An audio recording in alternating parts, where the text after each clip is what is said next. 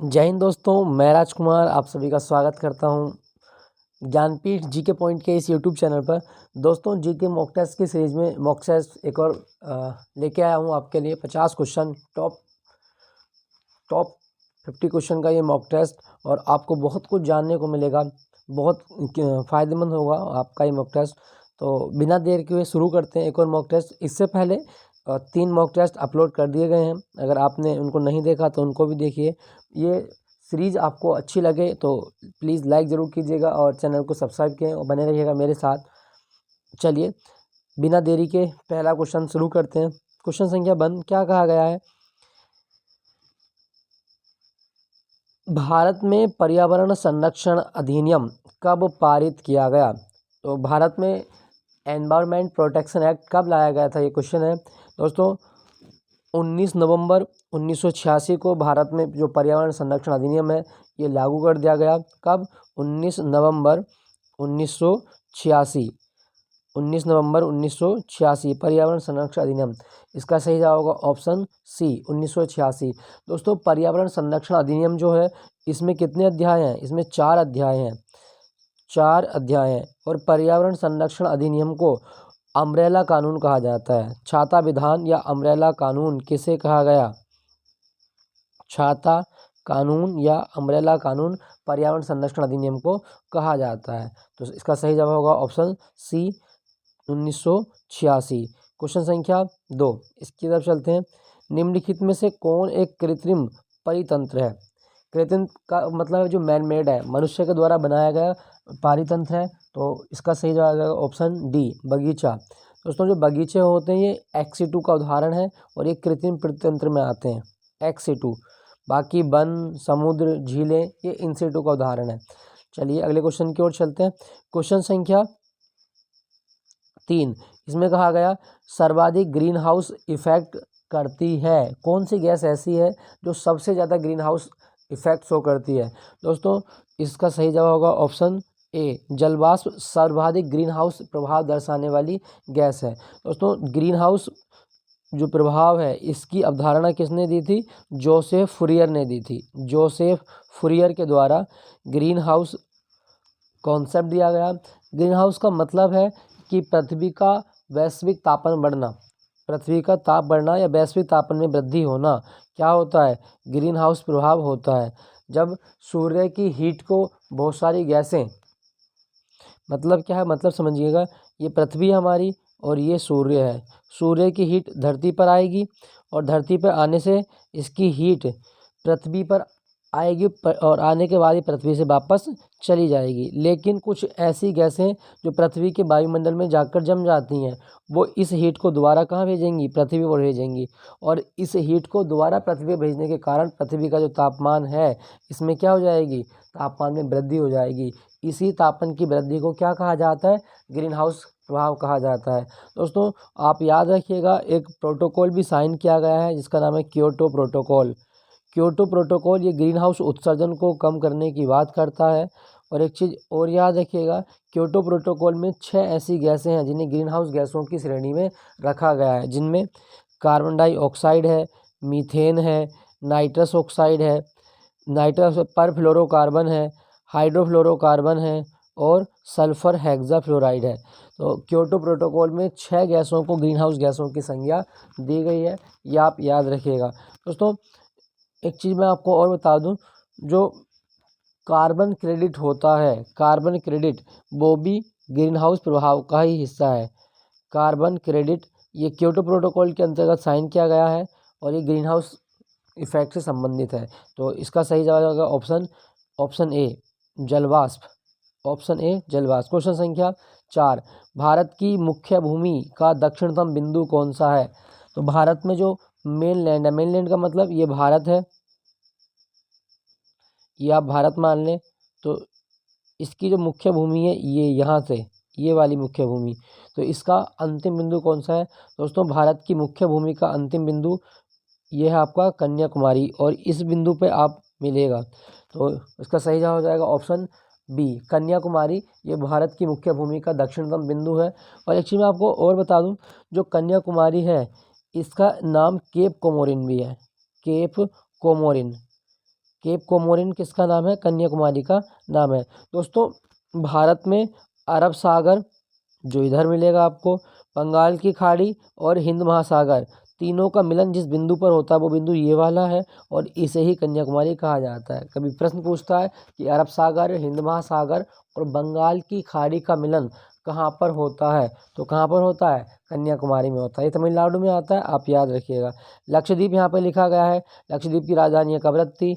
और रामेश्वरम द्वीप लिखा गया है, रामेश्वरम यहाँ पे तमिलनाडु में किसका जन्म हुआ था? डॉक्टर APJ अब्दुल कलाम का जन्म हुआ था। चलिए अगले क्वेश्चन की ओर चलते हैं। क्वेश्चन संख्या 5, भारत में किस प्रकार का वन सर्वाधिक पाया जाता है? तो भारत में जो वन है वो किस प्रकार के मिलेंगे? दोस्तों भारत में उष्णकटिबंधीय पर्णपाती वन मिलेंगे और इन्हीं वनों को मानसूनी वन कहा जाता है, मानसूनी वन कहा जाता है। ठीक है दोस्तों, वन से याद आया, वन संवर्ती सूची का विषय है। वन कौन सी सूची में आता है? संवर्ती सूची में। और भारतीय वन अनुसंधान केंद्र, भारतीय Indian forest research institute one अनुसंधान केंद्र, ये मिलेगा देहरादून उत्तराखंड में। ये आप याद रखिएगा, देहरादून उत्तराखंड। दोस्तों एक चीज़ मैं आपको और बता दूं, ये उष्णकटिबंधीय पर्णपाती वन जिसका सबसे प्रमुख उदाहरण है आपका चंदन। कभी क्वेश्चन आए कि चंदन का वृक्ष कैसा वृक्ष है, तो उष्णकटिबंधीय पर्णपाती वन। एक पेड़ होता है आपका यूकेलिप्टिस, यूकेलिप्टिस, यूकेलिप्टिस को क्या कहा जाता है? तो यूकेलिप्टिस को कहा जाता है पर्यावरण का आतंकवादी। पर्यावरण का आतंकवादी किसे कहा गया? तो जवाब होगा यूकेलिप्टिस को पर्यावरण का आतंकी कहा जाता है। ठीक है दोस्तों, चलिए एक क्वेश्चन और आप याद रखें। एक ब्राज़ील में वन मिलेंगे अमेजन वर्षा वन, ये ब्राज़ील में मिलते हैं अमेजन वर्षा वन। और अमेजन वर्षा वनों को धरती का फेफड़ा कहा जाता है। धरती का फेफड़ा किन्हें कहा गया? अमेजन वर्षा वनों को कहा जाता है। ठीक है दोस्तों, तो क्वेश्चन संख्या 5 का सही जवाब होगा ऑप्शन बी, उष्णकटिबंधीय पर्णपाती वन। क्वेश्चन संख्या 6, इसमें क्या कहा गया? क्वेश्चन संख्या 6 में इसको देखें, निम्नलिखित कथनों में से कौन सही है? देखते हैं, भारत में हिमालय के पश्चिमी भाग की अपेक्षा पूर्वी भाग में अधिक विविधता पाई जाती है। कौन सा कथन सही है? ठीक, हिमालय के पश्चिमी भाग की अपेक्षा पूर्वी भाग में अधिक विविधता पाई जाती है। आगे, हिमालय के पश्चिमी भाग की अपेक्षा पूर्वी भाग की चौड़ाई अधिक है। सही कथन बताना है दोस्तों। इसका सही जवाब होगा ऑप्शन ए, हिमालय के पश्चिमी भाग में इतनी जैव विविधता नहीं मिलती, इतनी पूर्वी भाग में मिलती है। तो सही जवाब होगा 6 का ऑप्शन ए, केवल एक। भारत में जैव विविधता के हॉटस्पॉट 4 क्षेत्र माने जाते हैं। कौन कौन से हॉटस्पॉट हैं भारत में जैव विविधता के? एक तो पश्चिमी घाट, ये जैव विविधता का हॉटस्पॉट है। दूसरा पूर्वी हिमालय, पूर्वी हिमालय, सुंदरबन, सुंदरबन ये भी जैव विविधता का हॉटस्पॉट है। और एक बचा आपका भारत म्यांमार क्षेत्र, भारत म्यांमार क्षेत्र।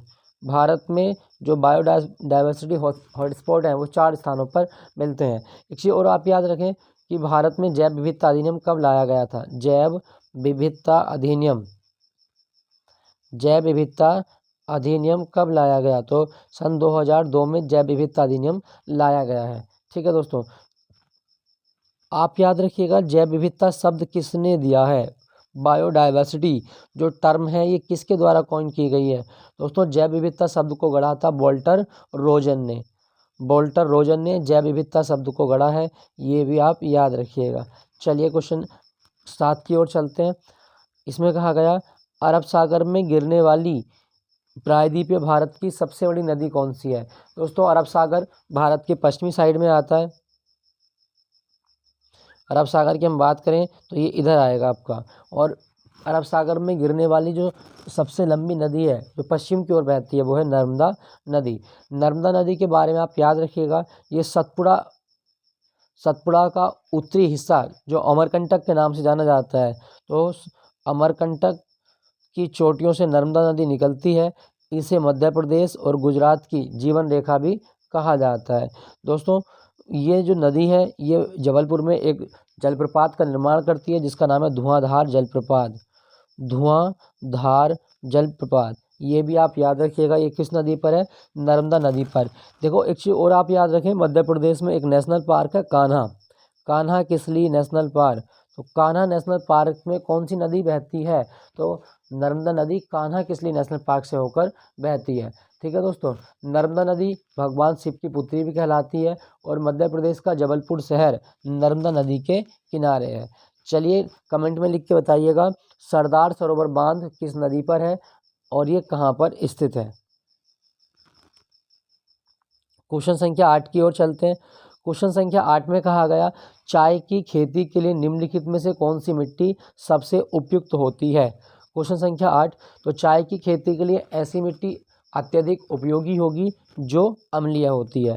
दोस्तों लैटेराइट मिट्टी अगर हम देखें तो चाय की खेती के लिए, कॉफ़ी की खेती के लिए सर्वाधिक उपयुक्त मानी जाती है, या बागानी फसलों के लिए सर्वाधिक मिट्टी उपयुक्त होती है। देखो एक चीज़ याद रखना, मिट्टी की अम्लता बढ़ने का कारण क्या है? मिट्टी की अम्लता बढ़ने का मतलब है कि हाइड्रोजन की सांद्रता उसमें बढ़ चुकी है। जब हाइड्रोजन की सांद्रता बढ़ेगी तो मिट्टी कैसी हो जाती है? अम्लीय हो जाती है। बात हम करें चाय की, तो अंतर्राष्ट्रीय चाय दिवस मनाया जाता है 21 मई को। हर साल अंतर्राष्ट्रीय चाय दिवस 21 मई को होता है। दोस्तों चाय में थीन नामक उत्तेजक पदार्थ पाया जाता है, जिसको पीने से हमें चुस्ती या फुर्ती आती है, वो थीन होता है। और चाय में कौन सा अम्ल होता है? टैनिक अम्ल। टैनिक अम्ल ये चाय में पाया जाता है। एक चीज़ मैं और बता दूं, भारत में सर्वाधिक चाय का उत्पादन करने वाला राज्य है असम, और शहर पूछेगा आपसे तो दार्जिलिंग जो कि पश्चिम बंगाल का शहर है, ये सबसे ज़्यादा चाय उत्पन्न करने वाला शहर है। दोस्तों दार्जिलिंग की चाय थी जिसको 2004 में जीआई टैग दिया गया था, और भारत के अंदर सबसे पहला जीआई टैग जो मिला वो दार्जिलिंग की चाय को ही दिया गया था। चाय जो है वो चीनी भाषा का शब्द है, ये भी आप याद रखिएगा। चलिए अगला क्वेश्चन की ओर चलते हैं। मानसून निवर्तन होता है, मानसून का जो निवर्तन है वो किससे होता है? दोस्तों मानसून निवर्तन भारत में जो होता है वो उत्तर पश्चिम भारत से बंगाल की खाड़ी से होता है। उत्तर पश्चिम भारत से बंगाल की खाड़ी से मानसून निवर्तन होता है, ये आप याद रखिएगा। दोस्तों मानसून शब्द किस भाषा का शब्द है? तो मानसून एक अरबी भाषा का शब्द है। मानसून अरबी भाषा का शब्द है, और अरबी भाषा के मौसिन शब्द से मानसून शब्द की उत्पत्ति हुई है, ये भी आप याद रखें। एक क्वेश्चन मैं आपको और बता दूं, भारत में एक जगह है मोहसिन राम। मोहसिन राम, मोहसिन राम दुनिया का सर्वाधिक वर्षा प्राप्त करने वाला स्थान है, और ये पूर्वी खासी पहाड़ी जो कि कहाँ पे मिलेंगी आपको? मेघालय में पूर्वी खासी हिल्स में स्थित है मोहसिन राम। तो आप याद रखें कि भारत में सबसे ज़्यादा जो बारिश होती है ये कौन सी कहाँ पर होती है? ये मोहसिन राम में होती है, मेघालय में। तो इसका सही जवाब हो जाएगा ऑप्शन डी, उत्तर पश्चिम भारत से बंगाल की खाड़ी।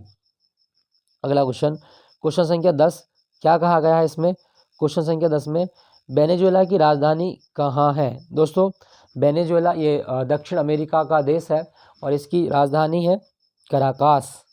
वेनेजुएला की राजधानी है कराकास। सर्बिया की राजधानी है बेलग्रेड। सर्बिया की राजधानी है बेलग्रेड। मिस्र की राजधानी है काहिरा। मिस्र की राजधानी काहिरा। ओमान की राजधानी है मस्कट। ओमान की राजधानी है मस्कट। चलिए अगले क्वेश्चन की ओर चलते हैं। निम्नलिखित में से कौन सही सुमेलित नहीं है? दोस्तों ये तूफानों के नाम है, और किस क्षेत्र में तूफानों के क्या नाम होते हैं हमें बताना है। तो भारत में चक्रवात या साइक्लोन आते हैं, ये सही है। चीन में टाइफून आते हैं, ये भी सही है। ऑस्ट्रेलिया में बिलीबिली कहा जाता है, ये भी सही है। और अमेरिका में बागी नहीं कहा जाता, ये गलत है। तो ये इसका सही जवाब होगा ऑप्शन डी। दोस्तों जब चक्रवात आते हैं, अभी एक चक्रवात आया था भारत में पश्चिम बंगाल में और बांग्लादेश में, तो उसका नाम था सितरंग चक्रवात। और सितरंग चक्रवात का नाम थाईलैंड के द्वारा रखा गया था, ये बंगाल की खाड़ी से उठा था, आप याद रखें। सितरंग चक्रवात ये पश्चिम बंगाल में आया, वेस्ट बंगाल और बांग्लादेश में आया था। ठीक है दोस्तों, चलिए अगले क्वेश्चन की ओर चलते हैं। कोरल भित्ति या प्रवाल भित्ति मुख्यतः कहाँ पाई जाती है? दोस्तों प्रवाल भित्ति कहाँ पाई जाती हैं? तो प्रवाल भित्ति मिलेंगी आपको समुद्र के नीचे। प्रवाल भित्तियाँ जो मिलेंगी वो समुद्र के नीचे मिलती हैं। 12 का सही जवाब हो जाएगा कर्क रेखा एवं मकर रेखा के बीच में मिलती हैं। दोस्तों प्रवाल भित्ति होती क्या है? तो ये भी बड़ा अच्छा क्वेश्चन है। देखो समुद्र में जो मूंगे की चट्टानें होती हैं, मूंगा मतलब जो समुद्री जिससे मोती निकलता है। मूंगे की चट्टानों को हम क्या बोलते हैं? इन्हें कोरल रीफ कहा जाता है। दोस्तों ये जो चट्टानें होती हैं ये कैल्शियम कार्बोनेट की बनी होती हैं, CaCO3 कैल्शियम कार्बोनेट की संरचना होती है इनकी। एक चीज़ मैं आपको और बता दूं, भारत में कितने क्षेत्र ऐसे हैं जो कोरल द्वीप है? तो भारत में 4 कोरल द्वीप पाए जाते हैं। कौन कौन से हैं? एक मन्नार की खाड़ी, मन्नार की खाड़ी, और मन्नार की खाड़ी ये तमिलनाडु में आपको मिलेगी। कच्छ की खाड़ी, कच्छ की खाड़ी ये भी एक कोरल आइलैंड है भारत में। दूसरा अंडमान निकोबार और लक्षद्वीप, अंडमान निकोबार और लक्षद्वीप, भारत में ये 4 कोरल आइलैंड हैं जहाँ पर मुख्यतः प्रवाल भित्तियाँ पाई जाती हैं।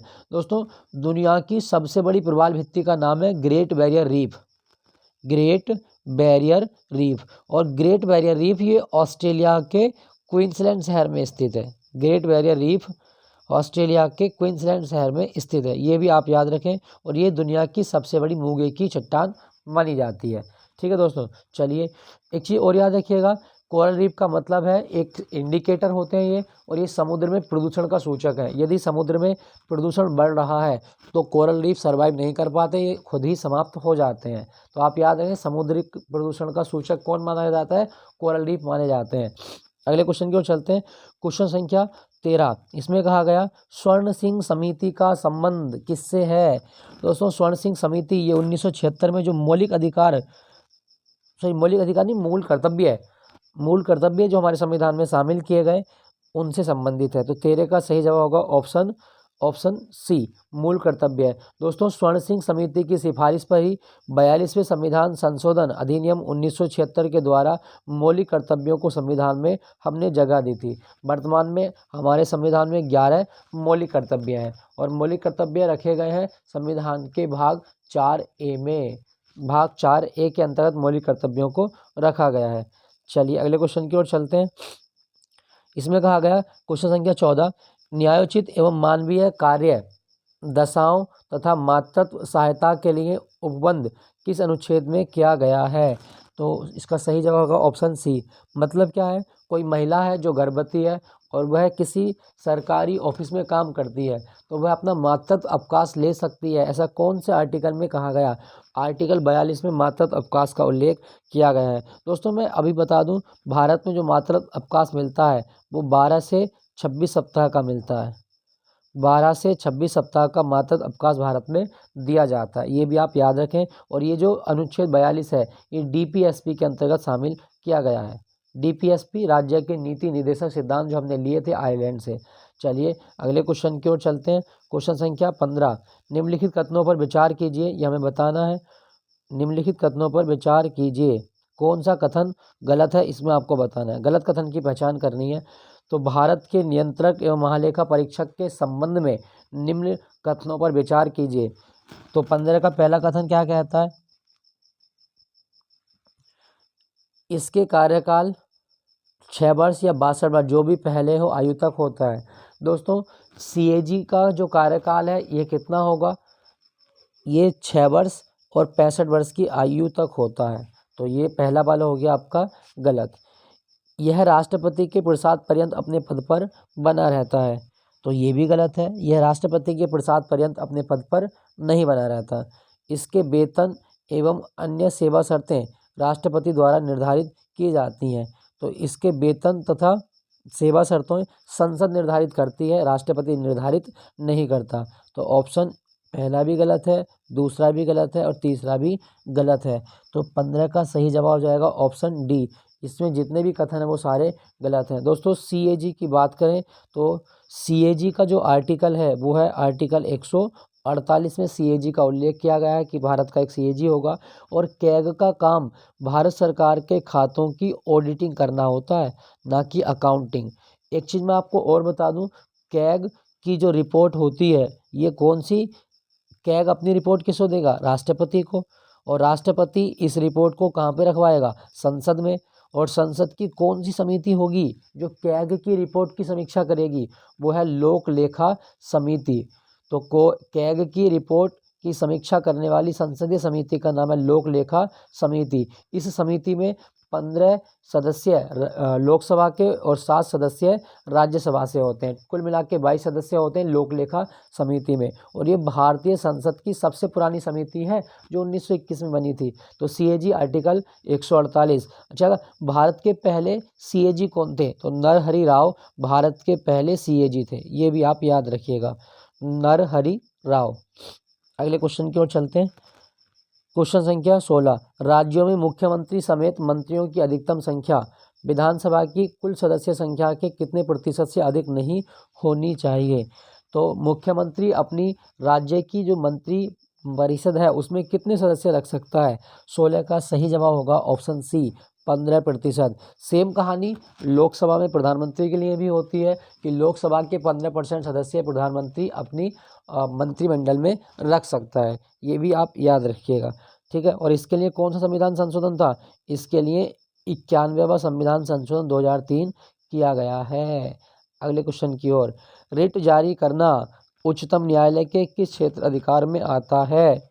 रिट जारी करना उच्चतम न्यायालय के किस अधिकार क्षेत्र में आता है? 17 का सही जवाब होगा ऑप्शन बी, रिट न्यायाधीश क्षेत्राधिकार में आता है। दोस्तों, ये जो रिट शब्द है, रिट शब्द हमने ब्रिटेन के संविधान से लिया है, और भारतीय संविधान में 5 प्रकार के रिटों की व्यवस्था की गई है, जिसमें आर्टिकल 32 के तहत आप रिट दायर कर सकते हो सुप्रीम कोर्ट में, और आर्टिकल 226 के तहत रिट दायर कर सकते हो आप हाई कोर्ट में। ये भी आप याद रखिएगा, ठीक है दोस्तों।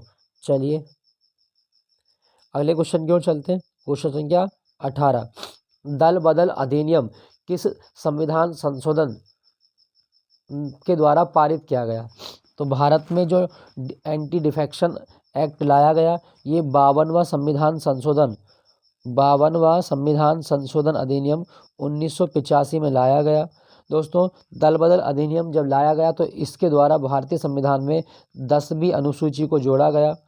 10वीं अनुसूची, तो कभी क्वेश्चन आता है कि 10वीं अनुसूची किससे संबंधित है? दल बदल अधिनियम से संबंधित है। इसका सही जवाब हो जाएगा ऑप्शन बी, 1985। दोस्तों, यदि कोई व्यक्ति अपना दल बदल लेता है तो संबंधित सदन का स्पीकर या सदन का सभापति उसकी सदस्यता रद्द कर देता है। तो याद रखना, दल बदल के आधार पर किसी संसद सदस्य की अयोग्यता का निर्धारण कौन करता है? सदन का अध्यक्ष करेगा। अगर राज्यसभा में तो सभापति करेगा, और लोकसभा में तो स्पीकर करेगा। और ये जो 52वां संविधान संशोधन अधिनियम था, ये 2002 में लागू हुआ था। 2002 में लागू हुआ था, ठीक है। राजीव गांधी की सरकार में आया था, उसके बाद में 2002 में लागू हुआ था। क्वेश्चन संख्या 19, इसमें क्या कहा गया? भारत में सर्वप्रथम प्रत्यक्ष चुनाव का प्रावधान किस अधिनियम द्वारा किया गया था? दोस्तों, भारत में जो प्रत्यक्ष चुनाव का सबसे पहला प्रावधान था वो 1919 के भारत शासन अधिनियम में किया गया था। 19 का सही जवाब हो जाएगा ऑप्शन सी, भारत शासन अधिनियम 1919। चलिए क्वेश्चन संख्या 20 की ओर चलते हैं। इसमें क्या कहा गया? प्रधानमंत्री का राष्ट्रपति को सूचनाएं प्रदान करने संबंधी शक्तियों का उल्लेख कौन से अनुच्छेद में किया गया है? प्रधानमंत्री का राष्ट्रपति को सूचनाएं प्रदान करने का कर्तव्य है, मतलब प्रधानमंत्री राष्ट्रपति को सूचनाएं देगा, कौन से आर्टिकल में वर्णित है? तो 20 का सही जवाब जाएगा ऑप्शन डी, अनुच्छेद 78 में इस बात का उल्लेख किया गया है कि प्रधानमंत्री राष्ट्रपति को सूचनाएं देगा। दोस्तों, भारत का प्रधानमंत्री नियुक्त होता है, और इसकी नियुक्ति कौन करता है? तो भारत का राष्ट्रपति प्रधानमंत्री की नियुक्ति करता है। और दोस्तों, मंत्री परिषद की जो बैठक होती है, इनकी अध्यक्षता कौन करेगा? पीएम करेगा। भारत का प्रधानमंत्री बनने के लिए 25 वर्ष की आयु होना जरूरी है, ये भी आप याद रखिएगा। और पीएम जो होता है, ये लोकसभा में बहुमत दल का नेता होता है, ठीक है दोस्तों। चलिए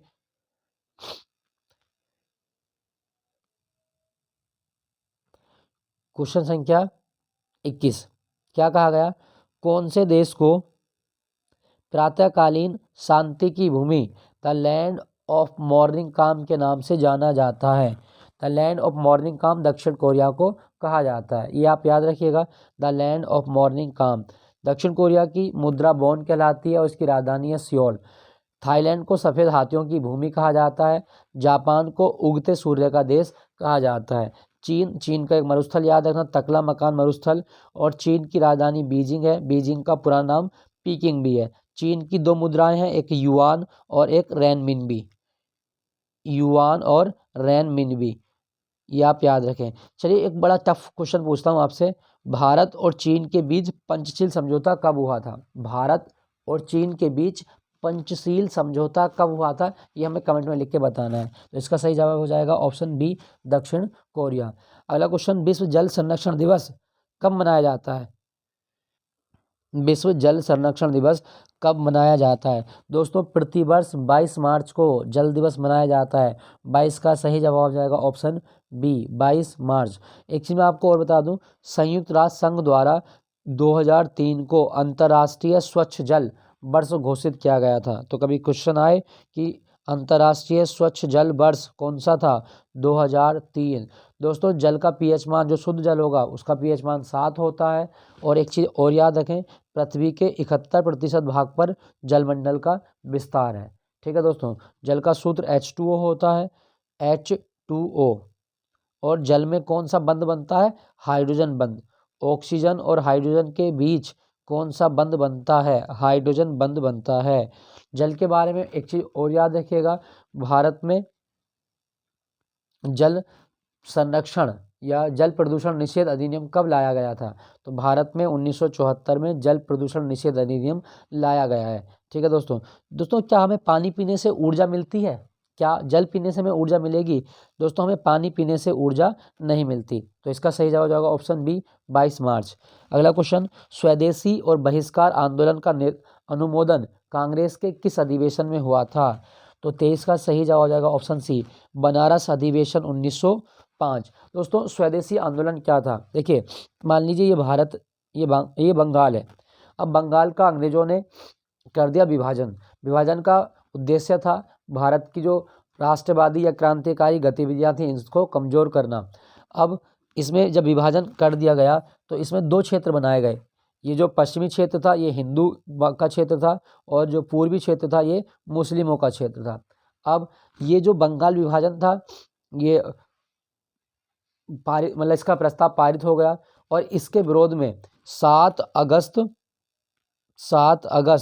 1905 को 7 अगस्त 1905 को कलकत्ता में टाउन हॉल से एक आंदोलन की शुरुआत हुई, जिस आंदोलन का उद्देश्य था आत्मनिर्भरता प्राप्त करना, विदेशी वस्तुओं का बहिष्कार करना और भारत में स्वदेशी चीज़ों को अपनाना। और इसी आंदोलन का नाम था स्वदेशी आंदोलन। दोस्तों ये जो आंदोलन था वो 7 अगस्त 1905 को बंगाल में स्टार्ट हो गया, और इसी आंदोलन को आंध्र प्रदेश में स्टार्ट किया गया और जिसका नाम था वंदे मातरम आंदोलन। तो वंदे मातरम आंदोलन बहिष्कार आंदोलन का वो रूप है जो आंध्र प्रदेश में शुरू किया गया था। और फाइनली जो स्वदेशी और बहिष्कार आंदोलन थे ये 1911 में क्या कर दिए गए, स्थायी मतलब रोक दिए गए, बंद कर दिए गए। क्यों? क्योंकि बंगाल विभाजन को रद्द कर दिया गया और भारत की राजधानी कलकत्ता से दिल्ली स्थानांतरित करने की बात की गई। तो बंगाल विभाजन कब रद्द हुआ था? 1911 में। हुआ कब था? 1905 में। ठीक है दोस्तों, ये आप याद रखिएगा। चलिए अगले क्वेश्चन की ओर चलते हैं। क्वेश्चन संख्या 24। इसमें क्या कहा गया, कांग्रेस की कार्य समिति में भारत का विभाजन का प्रस्ताव कब पारित किया गया था? दोस्तों इस कांग्रेस ने भारत विभाजन का प्रस्ताव कब पारित किया ये हमें बताना है। 24 का सही जवाब हो जाएगा ऑप्शन बी, 14 जून 1947 को कांग्रेस की कार्य समिति में भारत का विभाजन प्रस्ताव किया गया। दोस्तों भारत विभाजन जो हुआ ये माउंटबेटन प्लान के तहत हुआ है। माउंटबेटन प्लान, ये बड़ा इंपॉर्टेंट क्वेश्चन है, बहुत आता है। माउंटबेटन योजना के तहत ही भारत का विभाजन हुआ। और भारत का माउंटबेटन प्लान में कहा गया कि भारत के 2 टुकड़े हो जाएंगे, जिसमें एक टुकड़ा होगा पाकिस्तान जो मुस्लिम बहुल क्षेत्र है और एक टुकड़ा होगा हिंदुस्तान या भारत। ठीक है दोस्तों, माउंटबेटन योजना ये 3 जून 1947 की योजना है, इसलिए इसे 3 जून का प्लान भी कहा जाता है। 3 जून 1947। दोस्तों एक चीज़ मैं बता दूं, जब भारत आज़ाद हुआ तो ब्रिटेन में किस प्रधानमंत्री की सरकार थी? तो ब्रिटेन में प्रधानमंत्री था क्लीमेंट एटली, और क्लीमेंट एटली जिस पार्टी के नेता थे वो थी लेबर पार्टी। तो कभी क्वेश्चन आए कि कौन से ब्रिटेन प्रधानमंत्री के शासनकाल में भारत को आज़ादी मिली या भारत का विभाजन हुआ था? तो जवाब होगा एटली के टाइम में हुआ था। दोस्तों भारत विभाजन के ऊपर एक किताब भी लिखी गई है और इस किताब का नाम है इंडिया डिवाइडेड। India divided. कभी क्वेश्चन आए कि भारत और पाकिस्तान के विभाजन पर एक किताब लिखी गई है इंडिया डिवाइडेड। इस किताब को लिखने वाले व्यक्ति कौन है? भारत के प्रथम राष्ट्रपति राजेंद्र प्रसाद के द्वारा एक किताब लिखी गई है इंडिया डिवाइडेड। तो ये आप याद रखें। चलिए एक क्वेश्चन बताइएगा, पाकिस्तान का नाम पाकिस्तान किसने रखा था? ये जो पाकिस्तान शब्द आप सुनते हैं, ये नाम किसके द्वारा रखा गया है? दोस्तों पाकिस्तान जो है ये क्षेत्रों के नाम है, जिसमें पी का मतलब है पंजाब वाला क्षेत्र, ए का मतलब है अफगानिस्तान वाला क्षेत्र, के का मतलब है कश्मीर वाला क्षेत्र, एस का मतलब है सिंध वाला क्षेत्र, और बलूचिस्तान मतलब तान मतलब बलूचिस्तान। तो पाकिस्तान में ये 5 प्रांत थे जिनकी मांग उठाई गई थी कि इन क्षेत्रों को मिला के पाकिस्तान बना दिया जाए। पाकिस्तान मतलब P for Punjab, A for Afghanistan, K for Kashmir, S for Sindh, और तान मतलब बलूचिस्तान। तो इसका सही जवाब कौन सा हो जाएगा? इसका सही जवाब हो जाएगा आपका 14 जून 1947। चलिए अगले क्वेश्चन की ओर। संविधान सभा की प्रथम बैठक का आयोजन किस गवर्नर जनरल के शासनकाल में हुआ था? 25 का सही जवाब हो जाएगा ऑप्शन बी, लॉर्ड बेवेल के शासनकाल में। लॉर्ड बेवेल के शासनकाल में संविधान सभा की प्रथम बैठक हुई थी। 25 का बी। अच्छा, संविधान सभा कौन से मिशन के तहत बनी? दोस्तों संविधान सभा कैबिनेट मिशन प्लान के तहत बनाई गई है, कैबिनेट प्लान या कैबिनेट मिशन के तहत। और 1946 में संविधान सभा की पहली बैठक होती है 9 दिसंबर को, जिसके अध्यक्ष थे सच्चिदानंद हीरानंद वात्स्यायन, सच्चिदानंद सिन्हा, सच्चिदानंद सिन्हा। इसका सही जवाब हो जाएगा option B, Lord Wavell. Question संख्या 26 की ओर चलते हैं। क्या कहा गया क्वेश्चन संख्या 26 में? मंगल पांडे ने प्रथम भारतीय स्वतंत्रता संग्राम की शुरुआत, इसके उपरांत उन्हें ब्रिटिश सरकार द्वारा फांसी दे दी गई। मतलब मंगल पांडे ने जो क्रांति को छेड़ा ब्रिटिश सरकार के खिलाफ, उसके चलते उनको फांसी कब दी गई थी? तो दोस्तों मंगल पांडे को जो फांसी हुई थी 8 अप्रैल 1857 को हुई थी। ठीक है दोस्तों। दोस्तों मंगल पांडे जो था ये कौन सी इन्फेंट्री के सैनिक थे? तो कभी क्वेश्चन आए, मंगल पांडे 34वीं नेटिव इन्फेंट्री के सैनिक थे। नेटिव इन्फेंट्री, ये आप याद रखिएगा। दोस्तों मंगल पांडे कौन सी छावनी के सैनिक थे? तो बैरकपुर छावनी में रहते थे, और बैरकपुर छावनी में जो 34वीं इन्फेंट्री थी, 34वीं पैदल सेना की जो यूनिट थी, उसके लीडर थे। ठीक है दोस्तों। तो इनको फांसी कब दी गई थी? 8 अप्रैल 1857 को दी गई है। चलिए अगले क्वेश्चन की ओर चलते हैं। वहाबी आंदोलन का प्रमुख क्षेत्र नहीं रहा। तो 27 का सही जवाब हो जाएगा ऑप्शन सी, असम। असम में वहाबी आंदोलन नहीं देखा गया। दोस्तों वहाबी आंदोलन जो था ये 1820 में लाया गया, और वहाबी आंदोलन का मुख्य उद्देश्य था अंग्रेजों की जो गलत नीतियां हैं उनका विरोध करना, और अंग्रेजों के खिलाफ या अंग्रेजों को भारत से भगाना। ठीक है, ये मुस्लिम शासकों के द्वारा स्टार्ट किया गया था। अगला पुस्तक area of darkness, area of darkness किसके द्वारा लिखी गई है? तो 28 का सही जवाब हो जाएगा ऑप्शन ए, BS नायपॉल के द्वारा एरिया ऑफ डार्कनेस लिखी गई है। दोस्तों आपको एक किताब और बताता हूँ, era of darkness, era of darkness. तो एरा ऑफ डार्कनेस किसने लिखी है? शशि थरूर ने। एन एरा ऑफ डार्कनेस किसने लिखी है? शशि थरूर के द्वारा एन एरा ऑफ डार्कनेस लिखी गई है। चलिए अगले क्वेश्चन की ओर चलते हैं। 29वां क्वेश्चन, क्वेश्चन संख्या 29। इसमें कहा गया कि सूची 1 को सूची 2 से मिलान करना है। तो 29 का सही जवाब होगा ऑप्शन सी, ऑप्शन सी। देख लेते हैं इसमें।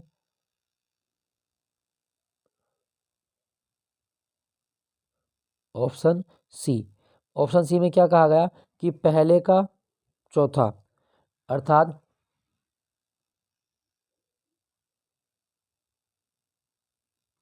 सूरत की संधि, सूरत की संधि हुई थी सन 1775 में। पूना की संधि, पूना की संधि हुई थी सन 1817 में। पुरंदर की संधि 1665 में। और देवगांव की संधि, देवगांव की संधि हुई थी आपकी 1803 में। तो दोबारा देखते हैं, पुरंदर की संधि सन 1775, देवगांव की संधि 1803, पुरंदर की संधि 1665। इसका सही जवाब हो जाएगा यही वाला आपका ऑप्शन सी, ऑप्शन सी, ये वाला ऑप्शन सही है, ऑप्शन सी। चलिए अगले क्वेश्चन की ओर चलते हैं।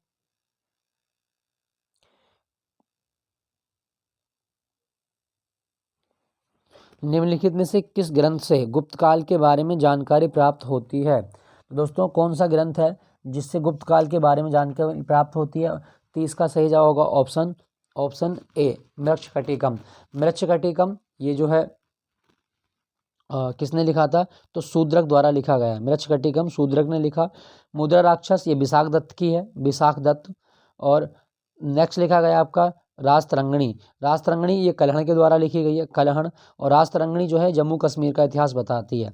राजतरंगिणी कल्हण। गार्गी संहिता किसने लिखी है? ये कमेंट में लिख के बताइएगा। याज्ञवल्क्य और गार्गी का जो संवाद था उसके ऊपर लिखी गई है।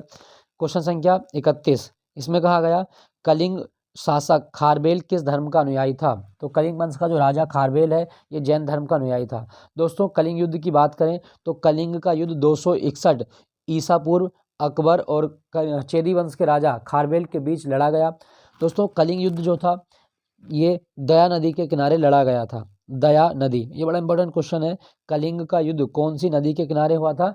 दया नदी के किनारे। एक चीज मैं आपको और बता दूं, जो कलिंग का युद्ध है, कलिंग के युद्ध का वर्णन अशोक के 13वें शिलालेख में मिलता है। अशोक का कौन सा शिलालेख है जिसमें कलिंग युद्ध का वर्णन मिलता है? तो 13वां शिलालेख। और कलिंग युद्ध के बाद अकबर बहुत ज़्यादा मतलब क्षुब्ध हुआ, इसको बहुत ज़्यादा अकबर नहीं सॉरी अशोक को बहुत ज़्यादा दुख हुआ, जितने सैनिक मारे गए, इतनी हानि हुई, और उससे इसका हृदय जो है वो करुणा से भर गया। इस कारण इसने युद्ध की नीति को त्याग दिया और अशोक युद्ध की नीति को त्याग कर अहिंसा की नीति का पालन करने लगा। और अशोक ने बौद्ध धर्म को ग्रहण कर लिया कलिंग युद्ध के बाद। और अशोक को एक साधु थे उपगुप्त ने बौद्ध धर्म की शिक्षा और दीक्षा दी थी। ये भी आप याद रखें। तो आप याद रखिएगा कलिंग का युद्ध किस किस के बीच हुआ था? अशोक और खारवेल के बीच। और अशोक का नाम क्या था? देवानाम प्रियदर्शी।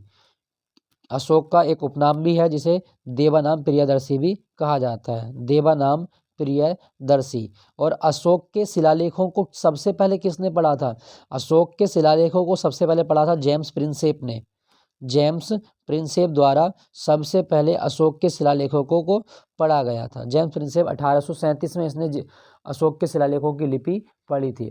अशोक का नाम है देवानाम प्रियदर्शी अशोक इसको कहा जाता है। और अशोक जो था इसे शिलालेखों का जनक भी भारत में माना गया है। अशोक का जो लाट है, अशोक की लाट ही भारत का राष्ट्रीय चिन्ह है, ये भी आप याद रखिएगा। अगले क्वेश्चन की ओर चलते हैं। क्वेश्चन संख्या 32, भीतरी स्तंभ अभिलेख, ये गाजीपुर में है, यूपी में गाजीपुर में भीतरी स्तंभ अभिलेख, ये किससे संबंधित है? 32 का सही जवाब हो जाएगा ऑप्शन बी, स्कंदगुप्त से संबंधित है भीतरी अभिलेख।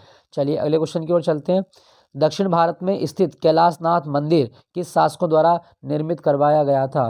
दोस्तों जो कैलाशनाथ मंदिर है ये किसने बनवाया था? तो सही इसका सही जवाब हो जाएगा ऑप्शन बी, पल्लव शासकों के द्वारा ये बनवाया गया। दोस्तों मैं आपको एक चीज़ बता दूं कि पल्लव शासकों में वह कौन सा शासक था जिसने ये कैलाशनाथ मंदिर का निर्माण करवाया था? तो वो था आपका नरसिंह वर्मन द्वितीय, प्रथम नहीं द्वितीय, नरसिंह वर्मन द्वितीय के द्वारा ये मंदिर बनवाया गया। और ये कहाँ पर है मंदिर? ये तमिलनाडु के कांचीपुरम में है, कांचीपुरम तमिलनाडु, ये भी आप याद रखें। ठीक है दोस्तों, चलिए अगले क्वेश्चन की ओर चलते हैं। एक कैलाशनाथ मंदिर एलोरा में भी है। एलोरा का कैलाश मंदिर वो राष्ट्रकूट वंश के राजाओं ने बनवाया था। एलोरा का कैलाश मंदिर कहाँ पर है? महाराष्ट्र में, राष्ट्रकूट वंश के राजाओं ने। और पल्लव वालों ने बनवाया था कहाँ पे? कांचीपुरम में। और ये कहाँ पर है आपका? तमिलनाडु में। ठीक, अगले क्वेश्चन की ओर चलते हैं। सिकंदर की मृत्यु के बाद भारत ने अपनी गर्दन से दास्ता का जुआ उतार फेंका, साथ ही अपने गवर्नरों की हत्या कर दी। और इस मुक्ति युद्ध का नायक सेड्रोकोटस था। चंद्रगुप्त के विषय में ये किसने लिखा है? एक कथन है, तो इसका सही जवाब जाएगा ऑप्शन बी, एरियन के द्वारा ये लिखा गया है। दोस्तों सिकंदर को अलेक्जेंडर भी कहा जाता है। सिकंदर और पोरस की लड़ाई बड़ी फेमस लड़ाई है जो झेलम का युद्ध कहलाता है। सिकंदर और पोरस की लड़ाई झेलम का युद्ध कहलाता है, जिसे हाइड स्पीच भी कहा जाता है। ठीक है दोस्तों, चलिए अगले क्वेश्चन की ओर।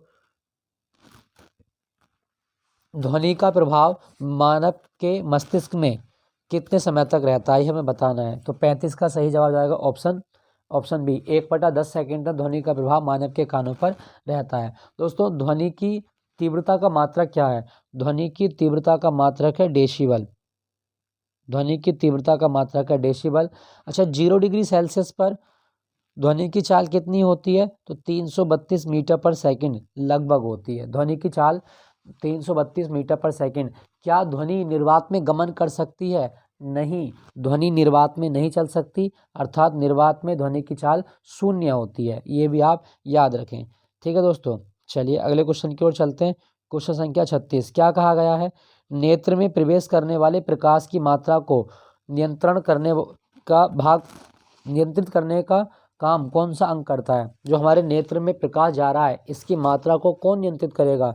तो 36 का सही जवाब हो जाएगा ऑप्शन डी, आइरिस करता है।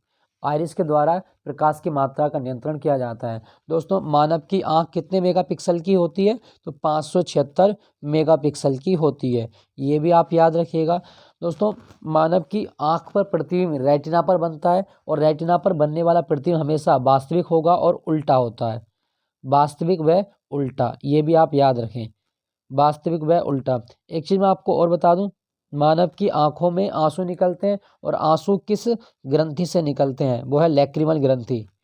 लैक्रिमल ग्रंथि, और लैक्रिमल ग्रंथि अच्छे तरह से कार्य करे, इसके लिए विटामिन ए की आवश्यकता होती है। तो हमारी आंखों के लिए सबसे अच्छा विटामिन कौन सा है? Vitamin A.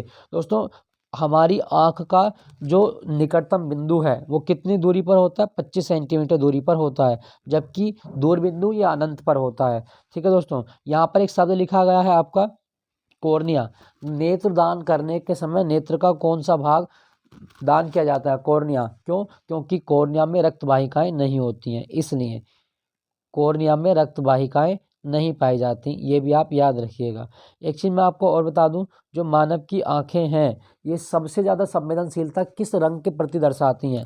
तो मानव की आंख आसमानी रंग के प्रति सबसे ज़्यादा संवेदनशीलता दर्शाती हैं। यही कारण है कि बैंगनी रंग का विचलन सबसे ज़्यादा होता है, लेकिन हमें आसमान आसमानी दिखता है। तो उसका कारण यह है कि हमारी आंखें आसमानी रंग के प्रति सबसे ज़्यादा संवेदनशील होती हैं। ये भी आप याद रखिएगा। ठीक है दोस्तों, चलिए अगले क्वेश्चन की ओर चलते हैं। रक्त की अशुद्धियाँ किस अंग में जाकर छनती हैं? 37 का सही जवाब होगा ऑप्शन बी, वृक्क में जाकर। वृक्क मतलब किडनी। रक्त की जो अशुद्धियाँ छनती हैं वो किस में जाकर छनती हैं? किडनी में जाकर छनती हैं। दोस्तों, जो किडनी होती है, इनकी सबसे छोटी इकाई जो कार्यात्मक और संरचनात्मक इकाई है वो होती है नेफ्रॉन। नेफ्रॉन किसका भाग है? किडनी का। और कभी क्वेश्चन आए कि हेनले का लूप कहाँ पर होता है, तो हमारे गुर्दों में हेनले का लूप होता है। ये भी आप याद रखिएगा। किडनी के बारे में आप याद रखें, किडनी का आकार सैम के बीज के समान होता है। सैम के बीज के समान किडनी, इस तरह की हमारी किडनी होती है, ये आप याद रखिएगा। इस तरह की किडनी होती है हमारी। ठीक है दोस्तों, एक चीज़ मैं आपको और बता दूं, हमारे किडनी में एक पथरी बनती है, गुर्दे की पथरी, और गुर्दे की पथरी कैल्शियम ऑक्जेलेट की बनती है। किसकी बनती है? Calcium oxalate. ये भी आप याद रखिएगा, गुर्दे की पथरी किसकी होती है? कैल्शियम ऑक्जेलेट की होती है। ठीक है दोस्तों, यहाँ पे आपका लिखा गया है हृदय। मानव के हृदय में कितने चैम्बर होते हैं? तो मानव के हृदय में 4 चैम्बर होते हैं। ठीक है दोस्तों, यकृत या लीवर, मानव शरीर की सबसे बड़ी ग्रंथि लीवर होती है, और लीवर से यूरिया निकलता है। कोई आप जहरीला पदार्थ खाएंगे वो लीवर में जाके स्टोर होता है, ग्लाइकोजन स्टोर होता है लीवर से। और लीवर से विटामिन ए का स्रावण होता है जब संक्रमण हमारे फैलता है। फेफड़ा, ये रक्त को छानने का कार्य करता है। अशुद्धि छानेंगी तो कहाँ पे? वृक्क में। फेफड़े के बारे में याद रखें कि जो फेफड़े होते हैं ये हवा का आदान प्रदान करते हैं। ठीक है दोस्तों, और फेफड़ों जो हैं ये मानव का मुख्य श्वसन अंग माना जाता है। जो हमारे लंग्स हैं ये हमारे सबसे मुख्य श्वसन अंग है। अगले क्वेश्चन की ओर चलते हैं। क्वेश्चन संख्या 38। रक्त का कितना प्रतिशत भाग प्लाज्मा होता है? मानव रक्त में जो प्लाज्मा का प्रतिशत है वो है 55 से 60%। दोस्तों, रक्त जो है ये एक तरल संयोजी ऊतक होता है। तरल संयोजी ऊतक। अच्छा, रक्त को हमने ऊतक क्यों कहा? रक्त को ऊतक इसलिए कहा क्योंकि बहुत सारी कोशिकाओं से मिलकर ऊतक बनते हैं। अब क्या हमारे ब्लड में कोशिकाएं होती हैं? तो बिल्कुल होती हैं, जिसमें लाल रुधिर कणिकाएं जिनको आप आरबीसी बोलते हैं, दूसरा जिनको आप डब्ल्यूबीसी बोलते हैं, और प्लेटलेट जिनको बोलते हैं प्लेटलेट। तो ये सारी कोशिकाएं तो हैं, और ये कैसा होता है, रक्त तरल होता है, मतलब द्रव अवस्था में होता है। संयोजी का मतलब क्या है, सभी अंगों को, हड्डियों को आपस में जोड़ के रखता है, तो इसलिए इसको तरल संयोजी ऊतक कहा जाता है। मानव के रक्त में कौन सी धातु होती है, तो मानव के रक्त में आयरन धातु होती है, आयरन धातु, ये भी आप याद रखिएगा। 38 का सही जवाब हो जाएगा ऑप्शन सी, 55 से 60%। अगला क्वेश्चन है, पौधों में फूल लाने के लिए कौन सा हार्मोन उत्तरदायी है, तो फूल लाने वाला हार्मोन कौन सा है, जवाब होगा option D, florigen, option D florigen. 39 का ऑप्शन डी। देखो, भारत में एक पौधा होता है नीलगिरी की पहाड़ियों पर, और उसका नाम है नीलकुरंजी। नीलकुरंजी के जो पौधे हैं, इसमें ये फ्लोरिजन हार्मोन 12 सालों में बनता है, इसीलिए नीलकुरंजी के जो पौधे हैं इसमें फूल 12 सालों में एक बार आता है। ठीक है दोस्तों, अगर आपसे पूछे कि कौन सा पादप हार्मोन तने को मोटा करने का काम करता है, जिबरेलिन करता है। पौधों में कोशिका विभाजन के लिए कौन सा हार्मोन उत्तरदायी है, साइटोकाइनिन। और ऑक्सिन का काम क्या है, तने को वृद्धि देना, ऑक्सिन का काम क्या है, तने को वृद्धि देना। और फल पकाने वाला हार्मोन किसे कहा जाता है, एथिलीन को फल पकाने वाला हार्मोन कहा जाता है। यह दुनिया का एकमात्र हार्मोन है जो गैसीय अवस्था में मिलता है, ये भी आप याद रखें। दोस्तों कमेंट में लिख के बताइएगा, दुनिया का सबसे छोटा फूल कौन सा है, दुनिया का सबसे छोटा फूल। चलो मैं बता देता हूँ, बुल्फिया दुनिया का सबसे छोटा फूल है, और रेफलेसिया दुनिया का सबसे बड़ा फूल होता है, रेफलेसिया दुनिया का सबसे बड़ा फूल है। चलो आपके लिए क्वेश्चन ये है कि भारत का राष्ट्रीय फूल कमल है, और कमल का वैज्ञानिक नाम क्या है, ये हमें कमेंट में लिख के बताना है, कमल का वैज्ञानिक नाम। अगले क्वेश्चन की ओर चलते हैं, इंद्रधनुष किसके कारण बनता है। दोस्तों इंद्रधनुष जो रेनबो, ये बरसात के बाद जो वर्षा की बूंदें होती हैं, वो सूर्य से आने वाले प्रकाश का वर्ण विक्षेपण कर देती है, तो इंद्रधनुष बनता है। तो हमें बताना है कि इंद्रधनुष कौन सी घटना पे बनता है। इसका सही जवाब हो जाएगा परावर्तन, अपवर्तन। अगर वर्ण विक्षेपण होता तब भी हम लगा सकते थे इंद्रधनुष के बारे में। दोस्तों इंद्रधनुष में 7 रंग की पट्टी होती है आपकी, 7, इसको गिन लें, 1 2 3 4 5 6 7। अब इन धनुष में नीचे की ओर कौन सा रंग होगा, नीचे की ओर होता है बैगनी, फिर इंडिगो, फिर नीला, फिर हरा, फिर पीला, फिर ऑरेंज, और फिर रेड। तो इसको आप याद रखें बिब की ओर से। और इंद्रधनुष जब भी बनता है तो इंद्रधनुष हमेशा सूर्य की विपरीत दिशा में बनेगा, आप याद रखना। इंद्रधनुष किस दिशा में बनता है, सूर्य की विपरीत दिशा में बनेगा, वर्षा के बाद बनता है, ये भी आप याद रखिएगा। और एक चीज़ मैं आपको और बता दूं, जब इंद्रधनुष बनता है तो हमारी आंखों पे कितने डिग्री का कोण बनता है, ये आप याद रखें, 53 डिग्री का कोण बनता है। ठीक है, सॉरी 53 नहीं, ये 53 नहीं। चलो कमेंट में बताना कितने डिग्री का कोण हमारी आंखें इंद्रधनुष देखने को लिए बनाती हैं। चलिए अगले क्वेश्चन की ओर चलते हैं। क्वेश्चन संख्या 41, इसमें कहा गया, एक ही पदार्थ के अणुओं के बीच लगने वाले कार्यकारी आकर्षण बल को क्या कहा जाता है। जब समान अणुओं के बीच कोई आकर्षण बल काम कर रहा है, इसको आप क्या बोलेंगे। 41 का सही जवाब होगा ससंजक बल, ससंजक बल। और जब भिन्न भिन्न अणुओं के बीच कार्य करेगा तो इसको बोलेंगे आप आसंजक बल, ये भी आप याद रखें। ठीक है दोस्तों, क्वेश्चन संख्या 42, क्या कहा गया, किसी अभिक्रिया में भाग लेने वाले पदार्थ क्या कहलाते हैं। तो किसी अभिक्रिया में ऐसे पदार्थ जो भाग लेते हैं और अभिक्रिया की दर को बढ़ा देते हैं, उन्हें बोला जाता है अभिकारक, अभिकारक कहा जाता है। ठीक है दोस्तों, ये भी आप याद रखिएगा। अगला क्वेश्चन है, क्षारक को जल में घोलने पर क्या उत्पन्न होगा, क्या मुक्त होगा। दोस्तों क्षारक, जैसे एग्जाम्पल के तौर पर देखें NaOH, इसको मैं जल में घोल दूँ H2O में, तो यहाँ से क्या निकल के जाएगा, यहाँ से निकलेगा OH, यहाँ से निकलेगा NaO प्लस के OH। मतलब किसी क्षारक को आप घोलेंगे तो क्या निकलेगा, इसमें OH आयन निकलेंगे। तो इसका सही जवाब हो जाएगा option A, OH minus ion, इनको बोलते हैं हाइड्रोक्सिल आयन। नींबू के रस का pH मान कितना होता है, नींबू के रस का pH मान, इसका सही जवाब होगा ऑप्शन बी, 2.2 होता है। दोस्तों नींबू ये सिट्रक फ्रूट है और इसमें सिट्रिक अम्ल पाया जाता है, सिट्रिक अम्ल, सिट्रिक अम्ल। ठीक, अगला क्वेश्चन की ओर चलते हैं। बादल और वायुमंडल का तैरना किस कारण होता है। दोस्तों बादल और वायुमंडल का तैरना किस कारण होता है, 45 का सही जवाब है ऑप्शन डी, श्यानता के कारण जो बादल होते हैं ये तैरते रहते हैं। ठीक है दोस्तों। बादल अच्छा कौन से वायुमंडल के भाग में होंगे, तो बादल क्षोभ मंडल में होते हैं। मतलब वर्षा की घटना कौन से मंडल का उदाहरण है, क्षोभ मंडल का उदाहरण है। दोस्तों आइसोनेफ क्या होती हैं, आइसोनेफ क्या होती हैं, मानचित्र पर ऐसी रेखाएं जो समान बादल वाले स्थानों को दर्शाती हैं वो आइसोनेफ कहलाती हैं, ये भी आप याद रखिएगा।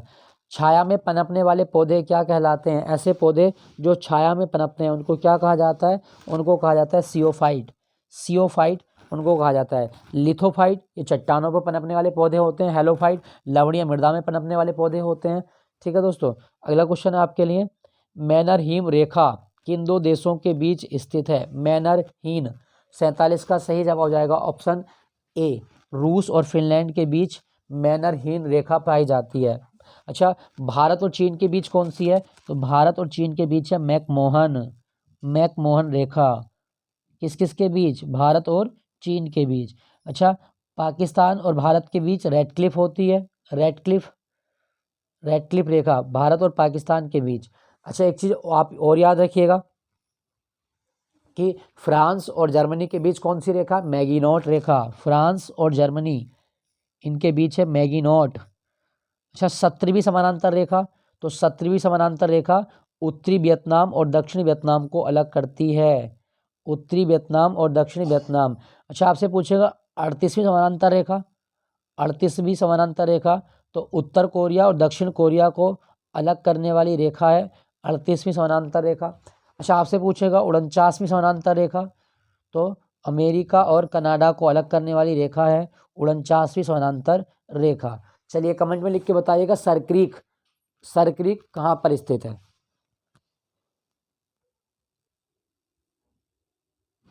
क्वेश्चन संख्या 48 क्या कहा गया, क्वेश्चन संख्या 48 में जैव विविधता दिवस निम्नलिखित में से किस दिन मनाया जाता है। 48 का सही जवाब होगा ऑप्शन सी, 22 मई को हर साल जैव विविधता दिवस होता है। दोस्तों भारत में सबसे ज़्यादा जैव विविधता पश्चिमी घाटों पर पाई जाती है और शांत घाटी नेशनल पार्क जो केरल में स्थित है ये जैव विविधता के लिए प्रसिद्ध है। शांत घाटी नेशनल पार्क केरल, यहाँ पर बहुत ज़्यादा जैव विविधता मिलेगी। जैव विविधता संरक्षण अधिनियम भारत में कब लाया गया, 2002 में लाया गया है। अगला क्वेश्चन, राष्ट्रीय खाद्य सुरक्षा मिशन की शुरुआत कब की गई।